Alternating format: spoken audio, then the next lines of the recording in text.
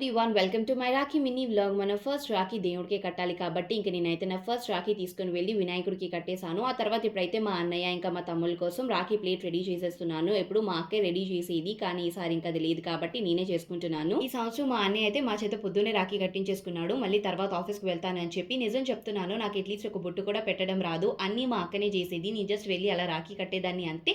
అంటే బొట్టు ఏదో నార్మల్గా పెట్టేస్తాను, కానీ మా అక్క పెట్టే అంత బాగా అయితే పెట్టలేను. అందరూ కాళ్ళకు దండం పెట్టాలి అంటే ఏదోలా ఫీల్ అవుతారు, కానీ నేను వెళ్ళి పెడుతున్నా సరే మా అన్నయ్య నా చేత పెట్టించుకోవట్లేదు. మా అన్నయ్యకి రాఖీ కట్టేశాను. ఇంక ఇప్పుడు మా మమ్మీ అమ్మవారి కోసం దద్దోజనం చేస్తుంది. మా మమ్మీ వరలక్ష్మి వ్రతం నెక్స్ట్ డే అమ్మవారికి ఇలా దద్దోజనం ప్రసాదం కింద పెట్టి పూజ చేసుకున్న తర్వాత ఇంకా పూజ అనేది తీసేస్తుంది. ఎందుకు మమ్మీ ఇలా చేస్తున్నావు అని అడిగితే అమ్మవారికి చల్లదనం అని చెప్పింది.